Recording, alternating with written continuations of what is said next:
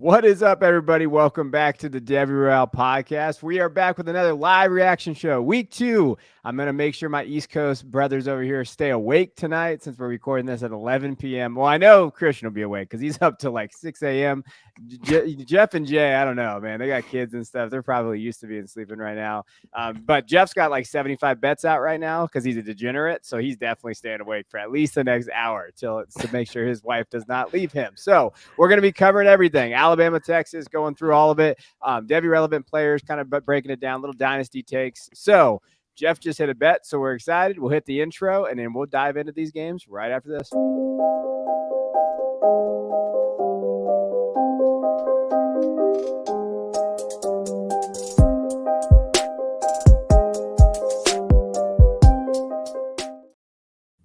All right. Big game tonight that we got to talk about. Texas at Alabama. So we talked about it a little bit last week, but we've really been diving in like Quinn Ewers and talking about, hey, we want to see what he did.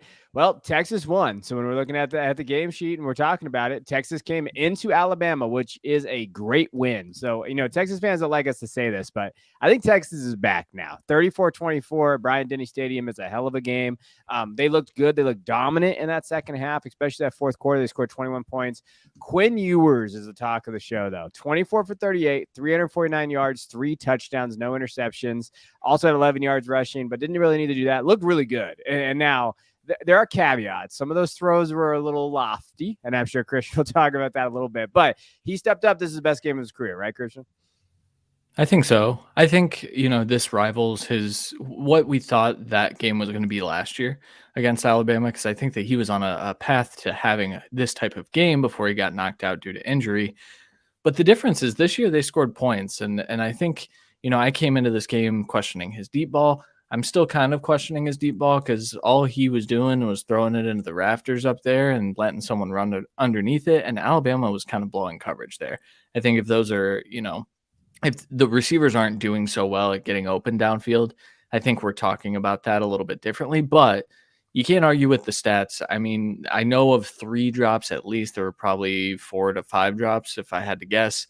So we could be looking at a line of like 27 of 38 for 400 yards and really 4 touchdowns because there were 2 drop touchdowns on that first drive. So that's a fantastic line. The caveat is that this Alabama defense certainly isn't the Alabama defense that we know, but you love to see that type of performance from Quinn Ewers, especially when he needs to start building momentum if he even really wants to declare for the 2024 NFL draft. I'm impressed by Texas's weapons, man. They just have a lot of talent on that team, and I think that was the biggest thing tonight. And you watched that game, and it felt like they were winning. They ultimately won by double digits, but gosh, you felt like they could have won by 20-25 had they executed a little bit better on some of those.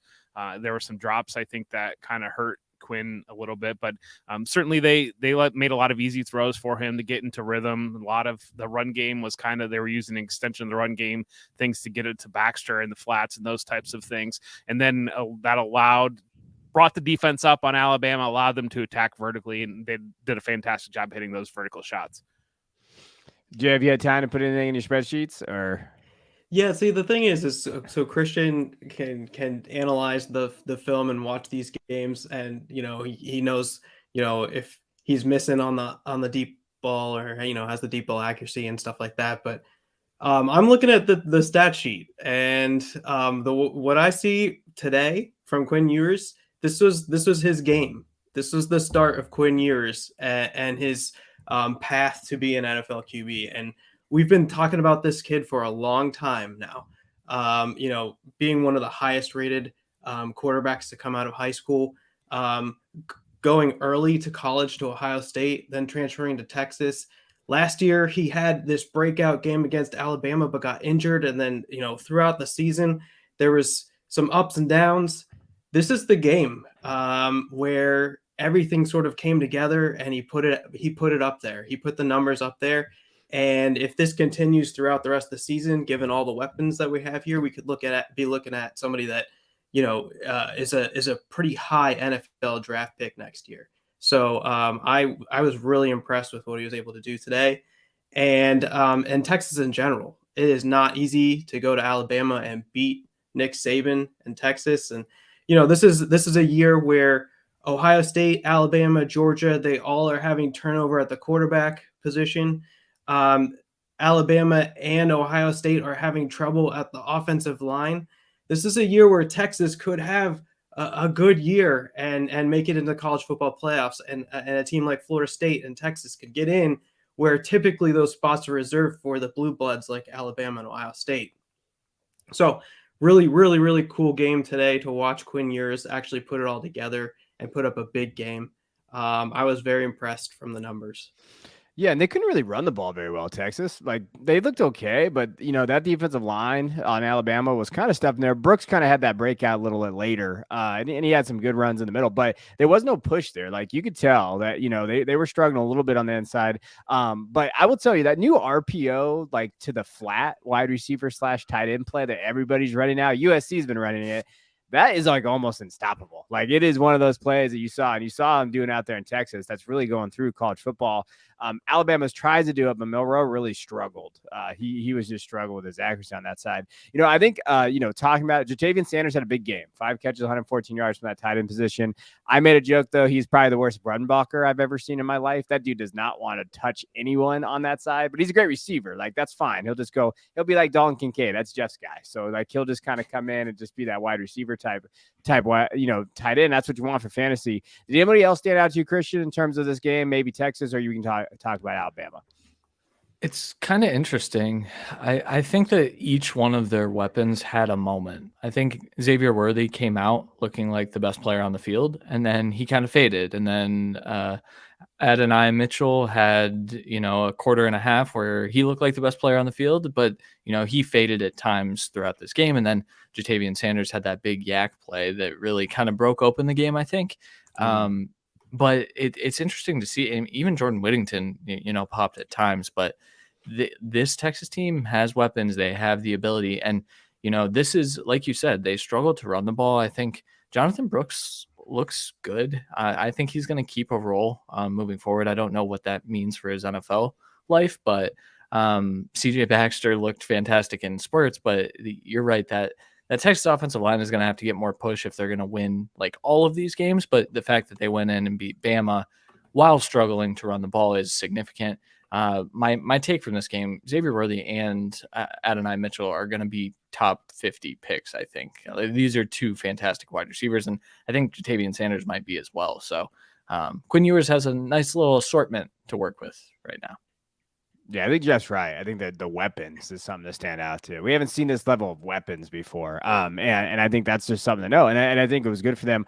Alabama side, offensive line is a struggle. Me and Christian broke down that offensive line. Remember, we were getting hate in the comments on the Alabama video about their offensive line. Like, their true freshman left tackle did not play very well today. And you saw that out there. He was a little, he's a true freshman. He's a stud, but he's going to take some time there. They couldn't really protect Milroe. He was really running for his life back there. The game, though, it just was over for Milroe. At this point with Milroe, 2 touchdowns, 2 interceptions, did not look great. Jace McClellan, 12 carries, 45 yards. There was times where he looked good. But again, that offensive line really struggled, and Texas really went after him there. Again, the story to me, though, is the wide receivers. Like, you saw Jermaine Burton have a touchdown. Yeah, he did that. But no one really – who the hell is Namari Niblack? Do you guys know who that was? Because he scored that touchdown, and I was like, hey, who is that out there? Malik Benson has not done well. What's your takeaway from Alabama, Jeff? I know you love to see Alabama struggle. So what is your takeaway here? They are I think it's very similar to what's going on in Clemson, except for they've been able to patch some things over from the transfer portal, and I think Bryce Young patched some things over last year. But I do think that it's one of those things that as you have Saban there for a number of years, the assistant coaches leave and go become head coaches somewhere. Those guys that he is familiar with step up, they become head coaches somewhere. We've seen for a while now with Saban kind of bringing in new offensive coordinators, it seems like every single year, and the guy goes on to bigger and better things. And I think that it becomes very hard on the offensive side of the ball to have any level of continuity, and then it makes up questions about the recruiting. And I think that that's what we're seeing right now. I think defensively, they're still that. Yeah, they gave up 34 points in this game, and they're not the Alabama of 5-6 years ago on defense either. We've seen them give up big plays the last couple of years, but offensive, particularly without Bryce Young there to patch things over and really last year without Jamison Williams there last year. We saw that backslide on that offense. And so the question becomes, what's the floor here? And you really look at, and it's not like they're, as much as we talk about the SEC, it really is just Georgia at this point for the most part, because Texas A&M had a bad loss today. LSU had a bad loss on Sunday night last week. They're bounced back against Grambling today, but you've already got the three top teams in the SEC West have already lost games, and they're all going to play each other again. That knocks the SEC down to a one-bid conference, if we're being honest, unless somebody unexpectedly runs the table and knocks Georgia off. You're not seeing a second SEC team in the playoff, and we're already in week 2. Yeah. Anything else? Jace McClellan did look good. He looked good to start the game, and then I think that's when the offensive line started to struggle. They started off getting really good push. I thought Jace was going to go for 200 yards after watching the first couple of drives, but then it really tapered off. The reason I wanted to bring him up, though, is I think he's a day 2 pick. I think he's going to be in the NFL next year, obviously. And I think that when we're looking at this, running back class, I think McClellan has a good shot to rise quite a bit. He's going to get probably a Senior Bowl bump, too. So we've talked about him a little bit. Jay, how do his numbers look from past years? He's too old for Jay. I already know the answer. Actually, surprisingly, I have him. I'm a little higher on him than I was thinking. I had him. Sorry, I'm pulling it up here. I had him in tier 4, I believe. Okay. I think the thing with Jay's, it's very, very top. Sorry, very top of tier 4. But that I feel like this could be something that moves up a little bit. But a lot of times, like Kevin mentioned, a lot of times I'm going for sort of the younger type of guys to fit sort of the profile that I look for in the running back as somebody that can hit in the NFL and have high draft capital. That doesn't mean that if you're older you don't get a high draft capital and succeed in the NFL. It's just playing the probabilities and stuff like that. But I'm positively disposed towards Chase McMillan. I think I'm giving him a shot this year, and if he succeeds and puts up the numbers, then I'll probably be moving him up. But I did want to mention two receivers. I don't do film or whatever, but Kobe Prentice and Isaiah Bond today had some catches. I thought they stood out, and we talked about Jermaine Burton and the path that he's taken.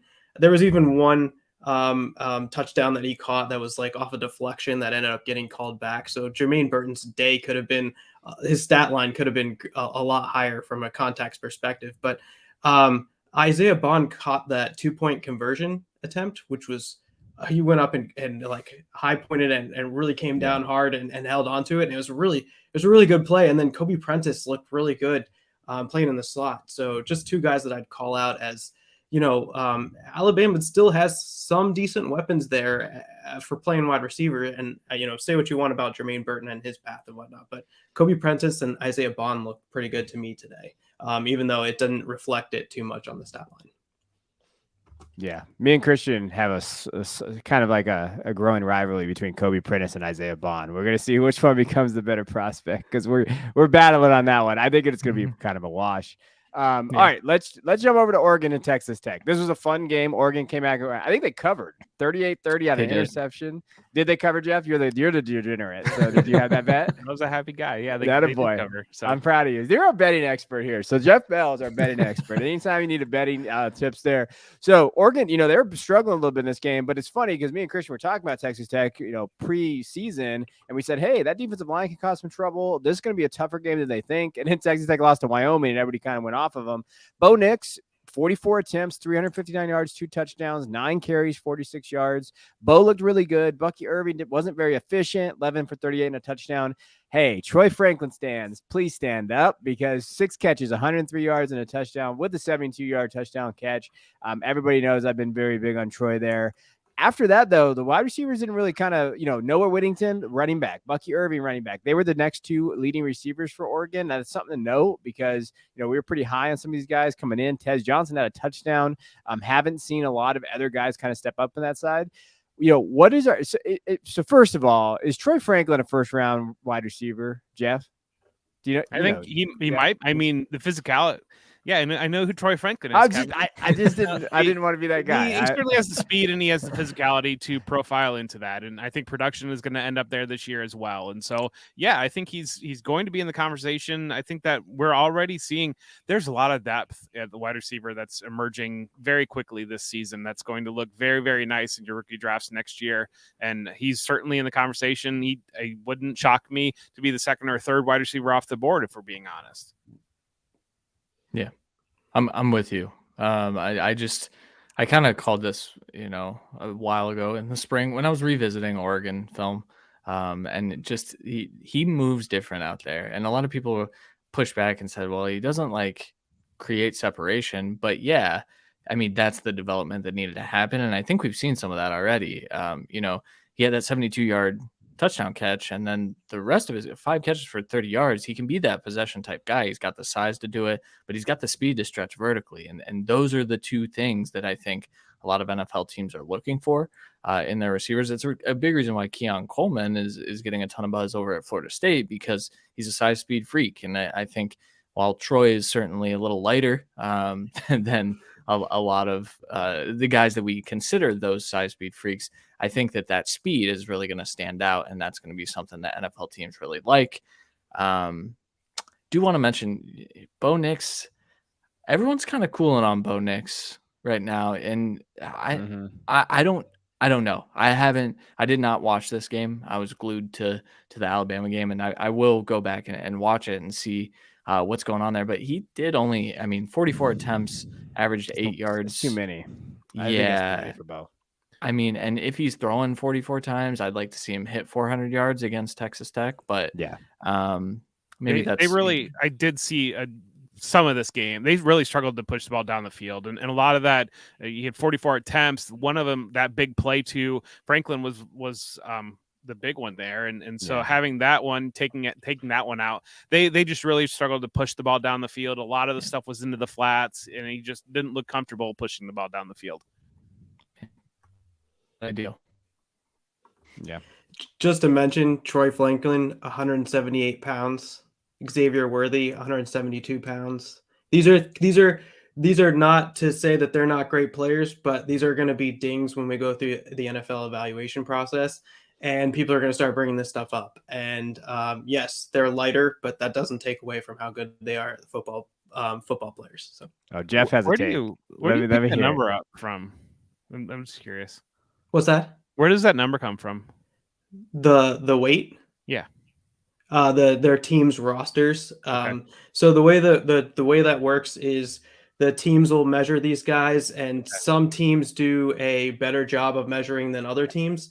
A lot of times what happens is you go to the combine, and that weight can be drastically different than the weight that is listed on the team's roster. A lot of times what teams will overestimate the weight, they'll oversay the weight. So if a guy's lighter than what you think he is, they'll say, say he's 178 pounds, they'll say he's 180 or 182. Yeah. And even though he's really plays at 178 pounds. So you get a real feel for what that is once you get to the combine, and these guys have, put in the work.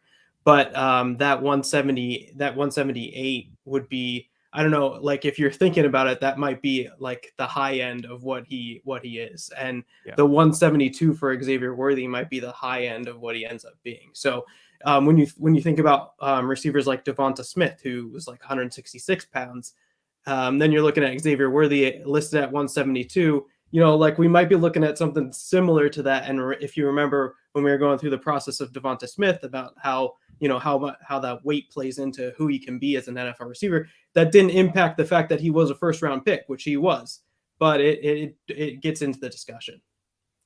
Do you think that's changing at all? Do you think, you see the success of Devonta Smith, and I think you see the NFL game, the way that physicality on the receivers as leaving the game a little bit. You're getting a lot of less bump and run coverage and a lot more working in space. Do you see those metrics changing, or do you see thresholds changing at all, or maybe not? Maybe just in your studies of what you're seeing. Yeah, I do a little bit. What I would say is that like I tried to characterize these guys into like alpha and beta classes. So I hate that. it doesn't mean you're going to be a good or a bad wide We receiver if think of you're a better alpha name or than beta. beta. Calling these dudes would rip us up. Let's think of a better name than Sorry, calling them beta. sorry, yeah, whatever. Alpha and non-alpha, whatever. Your homework, Dan. That's better. That is better. Alpha and not, yeah, okay. So what the point is here is that if you meet a certain size, height, weight, and BMI thresholds, then you can command a part of an offense. And if you are missing on one of those three things, then it's likely that you don't command the defense. So what you would probably need you need an alpha on the other side, so that they would command the defense, and then you can do what you do best as a non-alpha wide receiver. So that's kind of how I think about it. It doesn't necessarily mean that that's going to be the case forever, but that's certainly how it's played out in the past. Yeah.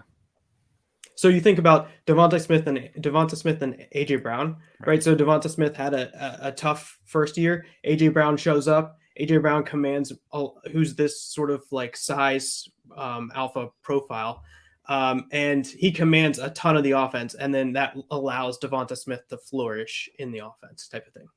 Jeff versus analytics. I love it. That's my favorite battle. These dudes rip us up. Let's stop calling them betas. I'm just saying. Those dudes out there. Yeah. So I'll agree. I'll do that. Yeah, for sure. I think the biggest thing for this game, kind of go back real quick. Bucky Irving. I like Bucky.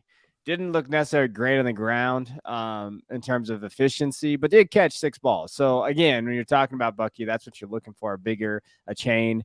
On the other side, Texas Tech, the Tyler Shuck game revenge game didn't come to fruition. He had a good game, but he threw 3 picks. You can't throw 3 picks. I think Jerron Bradley is somebody to maybe, I don't know.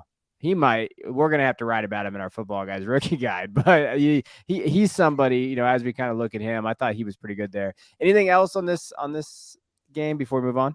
He threw 3 picks, but 2 of those were like in the last 30 seconds of the game. One was kind of the one that was returned for a pick 6 was kind of, he was hit and the ball kind of went up and the defensive lineman grabbed it. And then the other one was a Hail Mary that was intercepted in the end zone. So a little bit of caveat on throwing 3 picks, but.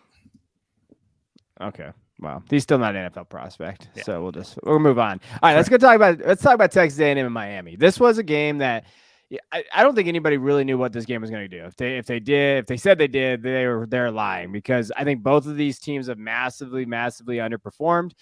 You have Cristobal coming in, and then when you're looking at on the Miami side, they played very well tonight. So overall, I thought that they came out, and the one thing that Miami did tonight that they haven't done in years is they battled back. Like anytime they had a little bit of adversity, they came back and they actually hit back, and that's something that we haven't seen Miami do in a long time. And so they won 48-33. You have to like that. Tyler Van Dyke is back, Christian, your guy. So I'm just kidding. It's not Christian's guy, but he had 374 yards and 5 touchdowns. Xavier Restrepo, 6 catches, 126 yards. Jacoby George, I'll be honest, I don't know a ton of these wide receivers from Miami. They haven't really mattered, but now that they're kind of having that passing efficiency there. Let's start with Miami, and then we'll talk about Jimbo, because Jimbo is Jimbo. So on this side, Tyler Van Dyke, Christian, in or out? I mean, maybe in as like a day 3 guy. Okay. I think he's played a lot of football, and I've talked about it a lot recently, but I think guys that have played a lot of football tend to do well in those backup roles and in those flyer roles, like a Brock Purdy, for example, like a Sean Clifford that we saw throughout the preseason, things like that. I think he's going to kind of fit into that mold. But I just, when we were going through the process, when we thought he was declaring 2 years ago, it was very much so this kid does not have enough arm strength to matter. And I think that that's still kind of the case. But I do think, there's value in reading a defense. I think this Texas A&M defense was probably a bit overrated. And I think we'll definitely have to see more from Van Dyke. But right now, I'd say in as a day 3 guy, but I think that that's what he could hope for at this point too. Is Colby Young on your guys' radars? Wide receiver from Miami, size, speed, freak. Yeah. He's like 6'5" and probably runs like 4.4s. He's gonna be a late riser, I think, in NFL draft circles. That's for sure. That was the one guy that I didn't get as much of this game as I'd like to. It's hard with kids and stuff. The 3:30 windows are hard for me, but that is the guy that I did catch a little bit, and I think he stood out a little bit more than Restrepo or some of these other guys in terms of projecting to the next level. I think there's a lot to like in that package. Yeah. Anything else on Miami side that you saw, Jay, or anything else? I'm fine giving Tyler Van Dyke a chance here, but I kind of left him out of most of my process here coming into this year, just because he hasn't had that great of numbers for his first 3 years. So, it was a Devy Darling at one point, but he's sort of been disappointing. So I'm willing to give him a chance here, but it's got to be a pretty remarkable year. And for quarterbacks, Christian mentioned day 3 or, being drafted. For quarterbacks, what matters to me is first round. So if you don't have the ability to get into that first round, then I'm not putting too much time and effort into that. I will say this. Tyler Van Dyke was never a Devy Darling on our show.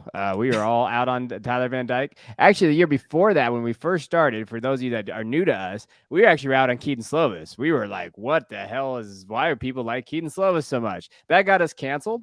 Then the next year, those same people that like Keaton Slovis loved Tyler Van Dyke. And they were like, oh, Tyler, first round draft pick. That thing got us canceled again because we were not on Tyler Van Dyke. And we were right. So I just thought I'd throw that out there because anytime we're right, I'm going to throw it in people's faces. But yeah, I mean, that's part of the deal here. Yeah, Tyler's Tyler. I don't see him being irrelevant first round. I don't think he can get in that category, especially with how talented the quarterbacks are, like just how talented they are coming out. On the other side, Texas A&M, Jimbo Fisher. Jeff has a bone to pick with you. What was that bone that you wanted to pick with Jimbo Fisher, Jeff? Well, I would have hit it 16 parlay if it wasn't for Jimbo Fisher, so that was really frustrating. Well, that's your fault for betting on Jimbo. Yeah, you should have known Bobby Petrino and Jimbo Fisher out there. Never again, Jimbo. I thought Connor Weigman looked good, but you can't throw the ball 53 times in this game. Like I just, the one interception he had was not his fault. A guy slipped. He had 2 interceptions, 2 touchdowns. Evan Stewart's still a dog. 11 catches, 142 yards. Like I thought he played well. Amari Daniels looked good at times. Reuben Owens did not look good. And Reuben Owens' dad slipped into my DMs over the summer yelling at me about how I was like not as high on Reuben Owens as others. I'm right this time, Reuben Owens' dad, because the things that we were worried about was that explosiveness, everything on the inside. Like it did not look very good there. Now, whether or not Reuben Owens bounces back or whatever, but I was never really that high on Owens. I thought it was a down class anyway from the running back position, to be honest. Overall, a lot of the freshmen have actually disappointed so far. Like we haven't had the freshman class that we saw last year, like the first couple of weeks. I think that was just this class as a whole. Obviously Branch and some of these wide receivers are going to kind of pop off there. My biggest takeaway from Texas A&M is that Jimbo's got to go and Evan Stewart's a dog. Anything else for you guys out there? I do want to mention, so Mark Fletcher on the other side, also disappointing freshman performance from a running back. Each of them were held to single-digit yardage on the ground. Not ideal, especially after Fletcher had a big week 1.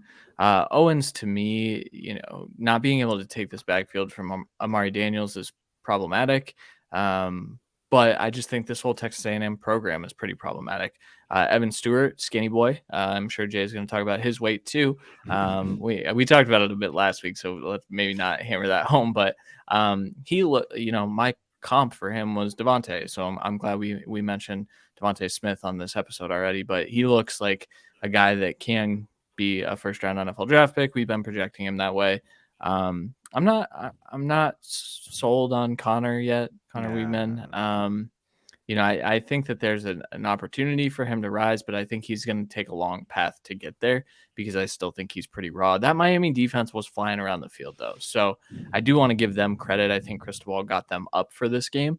I think it's pretty easy to get up for an SEC opponent, but overall, a lot of disappointments in this game, I guess.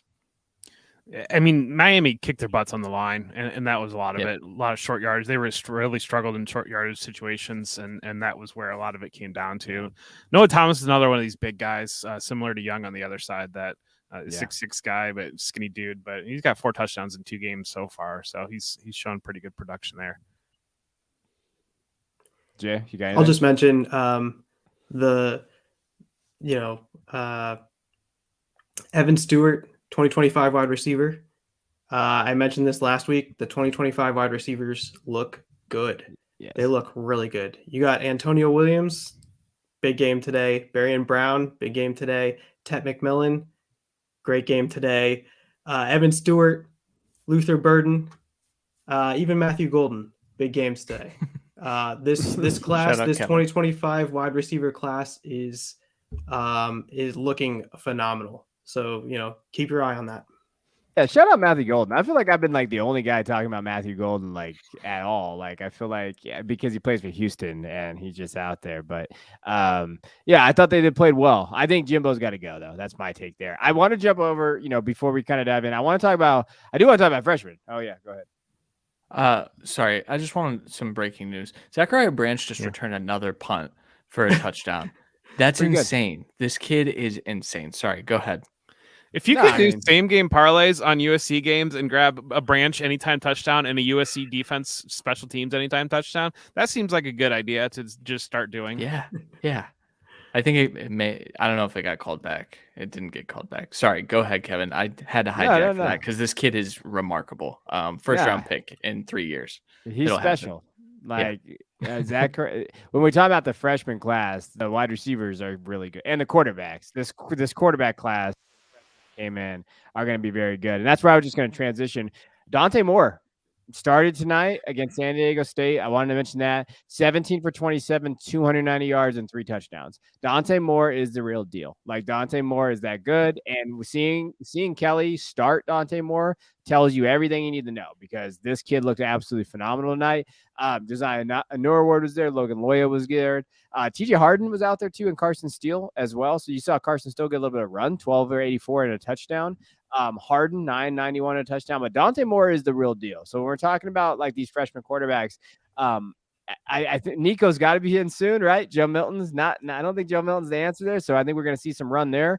But I really like Dante, and I think I was even going over some Oklahoma guys. They're very frustrated with that offense, and they were talking about like how good Arnold looked. Like we could maybe see him early, but hey, shout out Dante Moore. That was a guy that we all highlighted. I know we were really high on him coming into the year.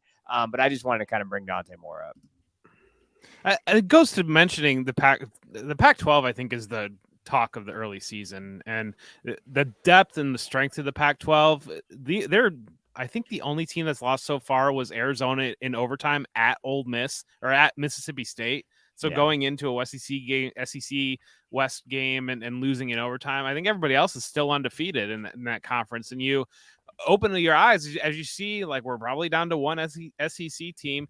ACC's had a good start to the season with that Miami win, with Florida State win over the LSU. But Pac-12 might be positioning themselves to maybe be in the conversation to have that second playoff team. You just never really quite know. Wouldn't it be funny if the Pac-12 had 2 playoff teams and this is their last year and then now they're just completely decimated? Yeah. But at the same time, I think they're all just going to beat each other is the problem. Yeah. Jay, get Dante Moore loaded up in your spreadsheets because we'll definitely need to see his true freshman production is probably going to be pretty good in that offense. Last week I didn't catch the game this week, but last week in that offense, every time he came into the game, the crowd went crazy, and for good reason, because every time he came into the game, he seemed to throw a touchdown. So I think he was tied for my QB1 with Jackson Arnold. This quarterback class looks to be special, like special on another level. We're talking about the 2024 class being really strong and deep. This one might be like the whatever class that we had Trevor and Justin and Wilson and Mac and them and Trey Lance. Like they didn't end up panning out, but this one seems like we're gonna have five guys. Well, the way we talked about it at the time was holy crap! Look at this class. But this 2026 class, and when you add some of the 2025 guys that end up going back to school, like this could be kind of a legendary quarterback class when we get down the road here. Was Kellen Mond in that class too? Don't forget about legend Kellen Mond. Yeah, I'm not sure. Better than Justin Fields. That's right. Davis Mills. Yeah, Davis Mills too. Yeah. Don't get Davis Mills truther started out here. All right, some other guys I highlighted. Then I'll just gonna kick it to you guys. You guys tell me. Actually, we'll kick it to Jeff first, because he seems to think he's the Roman Wilson guy on this show. So Roman Wilson, Michigan wide receiver, looked very good again today. I think he had 3 touchdowns today. I believe. I didn't watch the Michigan game, full disclosure, because he had 2 touchdowns, 4 catches, 89 yards, and 2 touchdowns. He had 3 last week, so he had 5 touchdowns total. Roman Wilson looked good. I know we talked about it a little bit last week, but now he's starting to get a little buzz out there. So Jeff, are you fully in on it? Day 2 guy, Roman Wilson? I always have been. You know that. He's okay. I called him out 2 years ago. So yeah. I remember. I've been there for a minute. Christian remembers.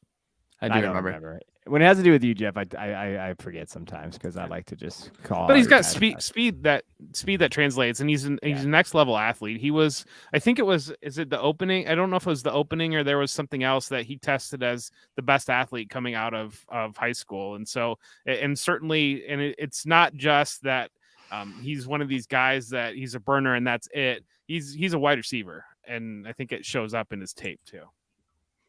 Yeah. How did his early career stats look, Jay? Not great.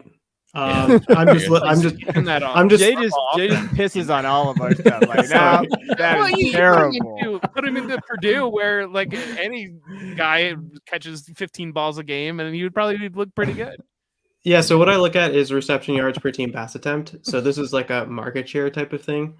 So it's what type of share you have of the offense. So Roman Wilson in year 1, 2, and 3.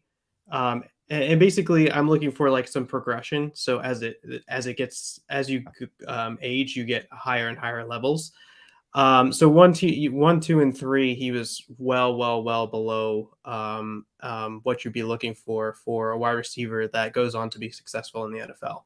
Year 4, year 4, the metric then becomes so much higher as you get older. So he has to get a much higher level when you get to year 4. So we're looking at something like around a 3 receiving yards per team pass attempts. And his first game, he was kind of getting close to there, but he's got to do it over the full season. So he's got to just have like this remarkable season, which what do I know? Maybe he does, but really his first 3 years, it doesn't show that, potentially he'd be successful, but that doesn't mean that he won't be. It's just looking at what years 1 through 3 look like. What's more important, being a day 2 pick as a wide receiver or catching a fair amount of your team's balls in college? It's a good question. Draft capital is important to the data people. So, if you're a wide receiver and you're first through 3rd round pick, you have a higher shot at making it. But then if you parse through that and you find, okay, so who are the day 2 picks that are 5th year guys or 4th year guys versus who are the day 2 picks that are 3-year guys that actually outperform and produced when they were younger. I think the data will say that the younger guys that produced earlier, even though they're the same draft pick, say they're picked one after each other in the 3rd round, I'd automatically always go with the guy that's younger that produced earlier. So that's kind of how I'd look at it. It's kind of bold of you to say that before Van Jefferson's 300-yard game tomorrow. No, I know he was an old guy. I remember that. We need Jay on the show because we all go positive vibes and stuff. And then Jay's like, nah, he actually sucks. Did you see this? He has not performed well in 3 years.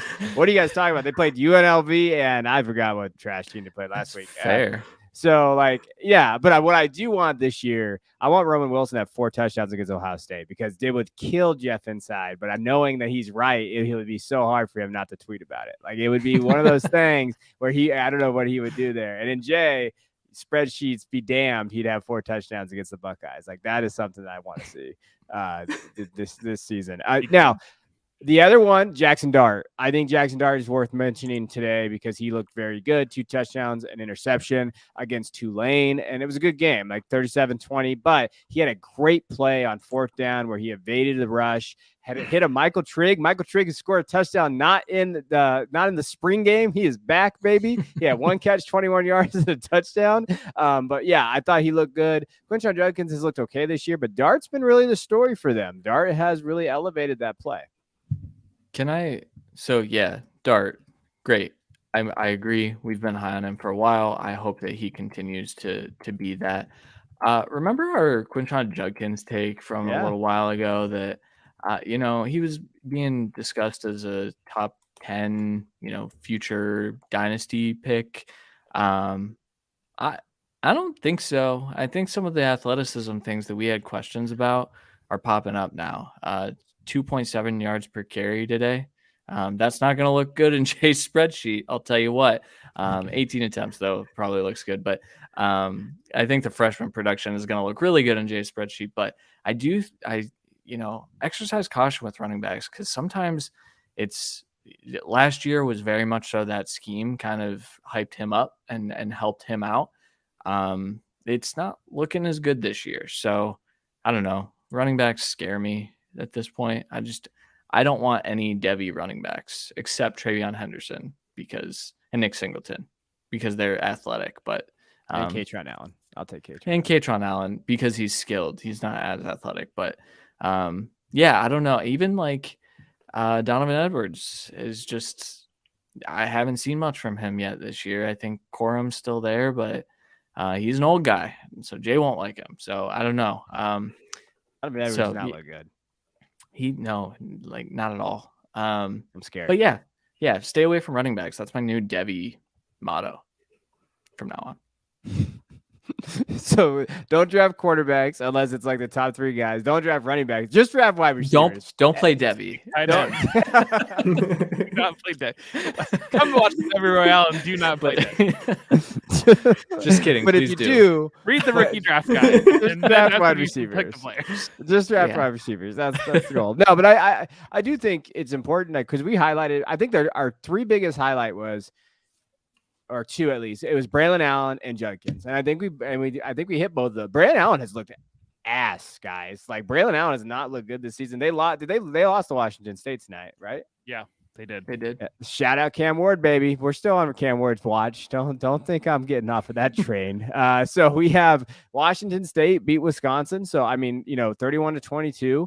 Malucci again had a better game, 12 carries, 49 yards, and a touchdown for Wisconsin. Braylon Allen was 7 and 20. That is not good. 2.9 yards per carry. And he doesn't catch balls. Like he had 6 catches a day, but 12 yards. So those are absolutely just here you go. There was no athleticism going involved there. I think Braylon Allen's a Ponzi scheme. And we've said that for a long time. Jeff has a fun take on Braylon Allen. I don't know if he wants to get that out or not, but he can. But yeah, I think Ches has been better this year. And I think that's something to note for Devy managers out there. Yeah, Braylon Allen should be rushing the passer. So yeah. Just to make himself a lot more money, he'd become an edge rusher. But he had 7 catches week 1, 6 catches today. It's going to be funny because he's going to have 100 catches for 200 yards at the end of the year, and everybody's going to say, "Well, look how big he is!" And he catches the ball 100 catches, and it's just going to be yeah. So off topic, Caleb Williams just made another incredible play. Just running around in the backfield, throwing off platform. That's not translate. What did that guy say? That's not not translatable. Yeah, he said that. He's wrong. But he said it. What Caleb Williams has done for the last 2 years is not translatable to NFL. You know what is translatable? Probably, I don't know, Tanner Mordecai throwing picks. He probably is a big Tanner Mordecai guy. I feel like. I firmly believe Tanner Mordecai can throw NFL interceptions just like he throws. That's translatable. That is definitely translatable. Yeah, when I saw that Caleb Williams take, what are we doing? Like Caleb Williams is translatable. And listen, Arizona wants Caleb Williams. Let's keep it 100. Like they will figure out a way, even if they can't get rid of Kyler Murray's contract. Like they're going to draft him. Like if he's 101, if that's the case there. But yeah, that is the most nonsense take I've ever seen. What he does on the field is not translatable, dude. He won the Heisman last year. Like yes, it does. I don't care what it is. Like he is that level of athlete. Like it's 35-0 already. Yeah. Damn. Yeah. That is. Yeah. Caleb's God. Caleb might be the best prospect since Peyton Manning. Better than Andrew Luck. We'll see. Can we really quickly? I just talked about don't draft running backs in Devy, but like Audric Estime has looked really good this year, looking like a potential day 2 pick. Another running back I think that we need to talk about is day 2 pick I mentioned last week, but Marshawn Lloyd had a really nice run called back in this game already. Just bigger guys that can move well. Estime doesn't do the side-to-side stuff very well, but he does the linear vertical stuff pretty well, and I think a lot of teams are looking for that. He on one of his touchdowns today, he had a hell of a stutter step in the backfield that he moved laterally and then powered upfield. It was a very nice move for a guy as his size. See, I think he can do it when he's coming from a stop or like not all the way ramped up. But if he has to like make people miss in space, here's the thing though. Kid's huge. Like he doesn't really need to. Even in the NFL, he's going to be like one of those guys that looks for the contact instead. Damian Pierce-esque, AJ Dillon-esque. But I've been very impressed by him this year. I'm glad he has a hold of that backfield. I put Audric at like top 20 on my big board recently, like 21. I think I put him in that range now, like mid-second round, just because I think with his value and where he's at as a runner, like I think he's in that category. And then when you get after that, it's like Quorum's in there, Bucky Irving, Jace is in there, like Jarquez Hunter, like, where are we going? I think Lloyd could, reach into that. I'm going to put him on my watch list this week. I like Lloyd. It's just got to stay healthy. And that's the case there. Yeah. We're kind of off the rails now. So Jeff, you can go wherever you like on this show. Well, no, Estime, that was somebody that I loaded up on him last off season because off his rookie year, he had a very disappointing rookie year and people just were out immediately. And so I think that's a good lesson to learn of, hey, if the guy's got physical tools, and especially if he's at a big school, don't be so quick to jump out if the physicality is there, I think people do. That's a good conversation to have, though. I do think people kind of jump off the running backs pretty quick in Devy. And as we just said, don't draft running backs. But I do think like intangibles, tools. And I do think that one big thing that people do, who's the kid from Boise State? Jay, do you like that kid? Jonty? Well, I don't know. Ashton. I'm not even sure. Okay, perfect. If it's not on Jay's spreadsheet, it doesn't matter. That was my point. Like, so I see a lot of takes about Ashton Ginty or whatever his name is. But people would rather draft him than Audric Estime, like in Devy drafts, because they hear the name, they see at Boise State, they see the high plays, the big plays and all that, but it probably doesn't have relevance to the NFL. Like, I think he's a little bit better. I think he's a tweener. I do think Genty's a tweener, so I'm not totally out on him. But understanding tools, but like we go back to this all the time. When we used to do the show every week, we used to always, and I used to talk to this with people. I had somebody last week in one of my mentions, I don't know, he works for some IDP group, was upset that I had Jace in the top 24. And he was like, oh, that's an Alabama bump. No, bro, that's an NFL bump because that's what the NFL drafts. That has nothing to do with like, Alabama or not. You have to know how they draft. And when you're thinking of that, how do these guys draft? Like, that's why I like Devin Neal. I think Devin Neal gets slept on a little bit from Kansas. 5'11", 215. He's size, but also he kind of reminds you of Tank. He really reminds you of Tank Bigsby. Devin Neal is one of those like Tank guys. I don't know if he's as big, but you can tell that he has that ability. How do they draft? Like, I think that's the biggest thing.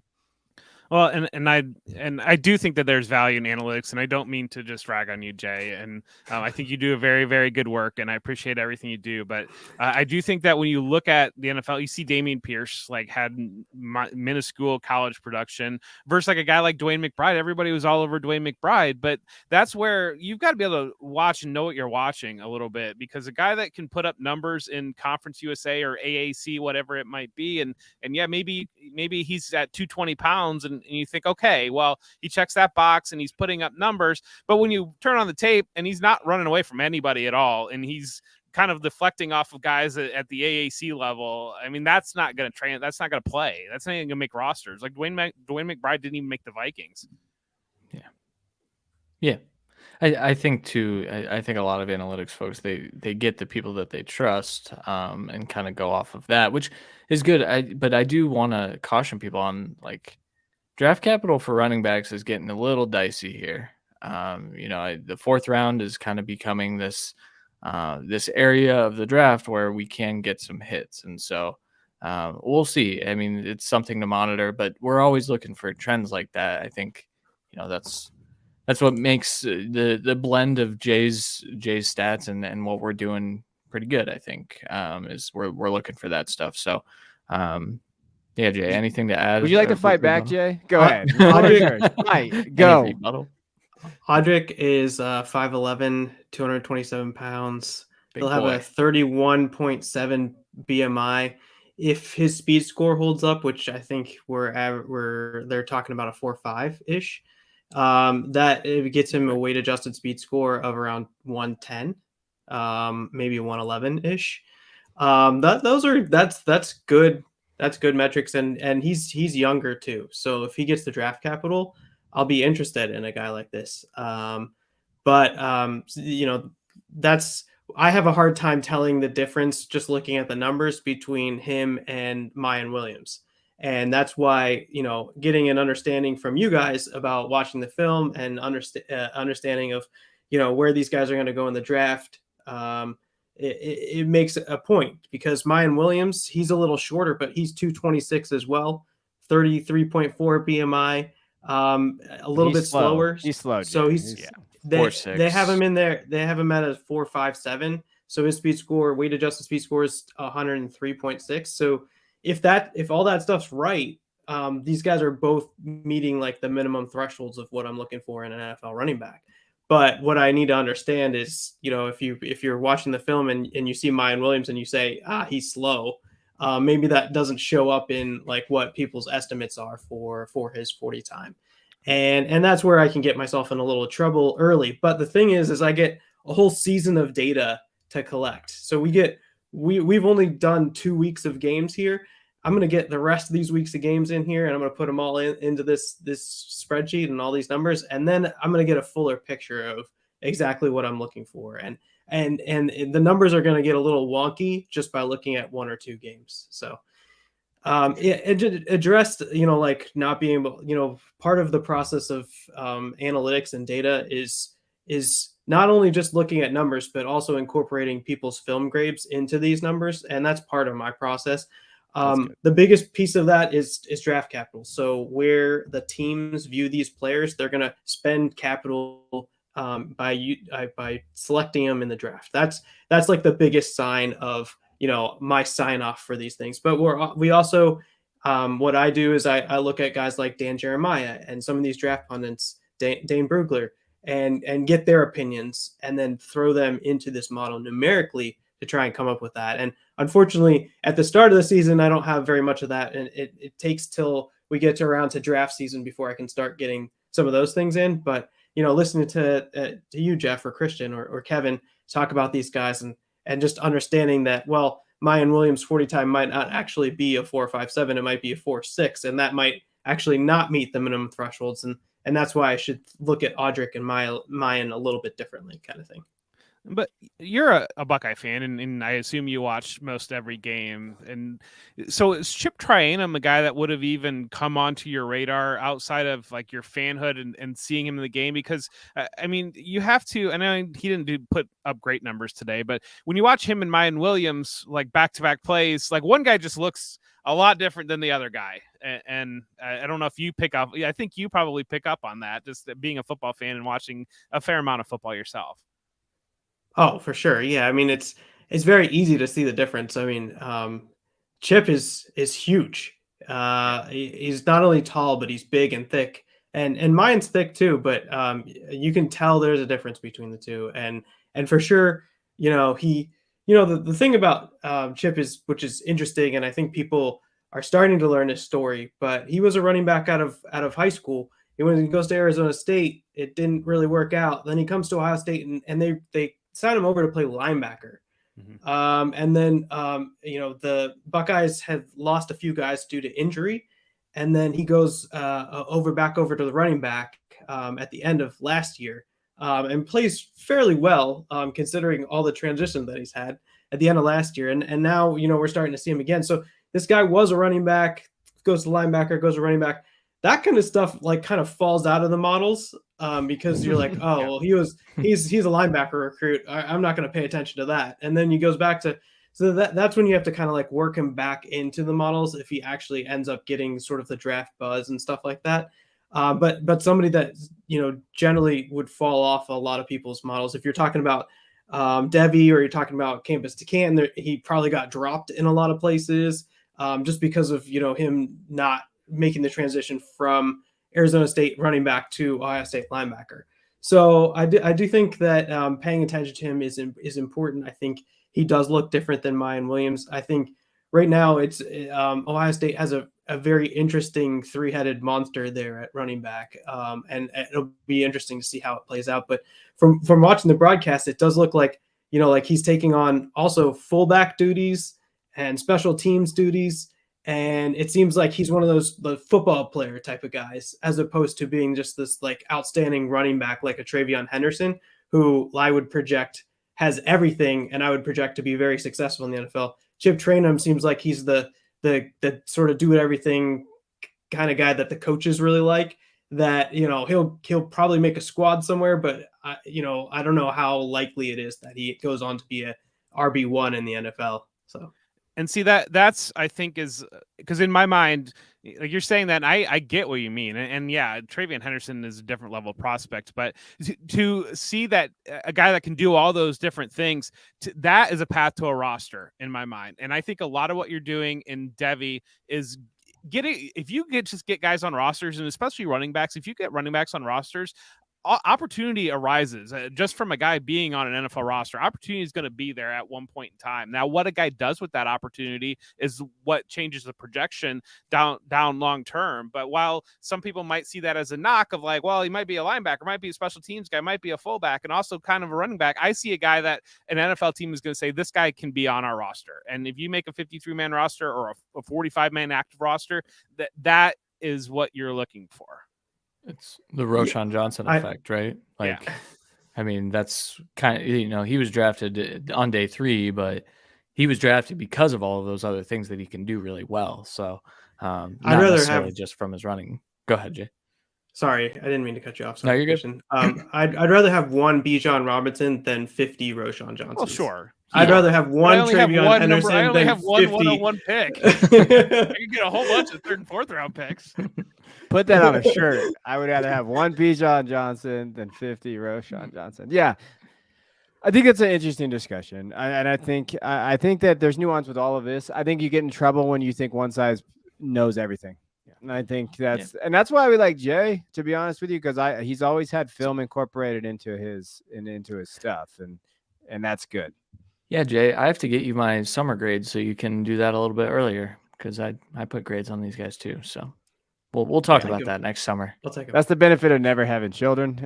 Christian has summer grades already done, and he can kind of bake those in. All right.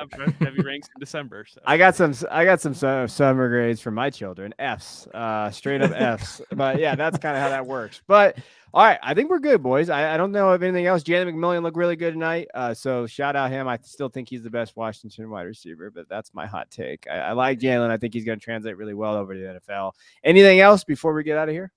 Caleb Williams is still good at football. Scored again. Not just translatable. A 70-yard pass. That's not translatable. No. He's got to hit 5-yard outs. Yep, that's the only one. No, drag routes. Drag routes? Yeah. Just got to hit the drag route. Just hit the drag route. Come on. I can't wait to see the hot takes going on with Caleb Williams this past season. All right, we appreciate you guys. Anything else? Are we good? We're good. All right, we got to get these guys to bed. It's late over there on the East Coast, wherever they're at. They're all in Ohio, unfortunately. Yeah, I don't know how that happens, but we got Ohio people here on the show. So appreciate you guys. We'll be back next week. Hit that like and subscribe button. We got content every single day going on our YouTube channel, so it would help us out. Think about joining the Patreon. If not, we don't like you. Just kidding. We do, kind of. All right, we'll see you guys next time.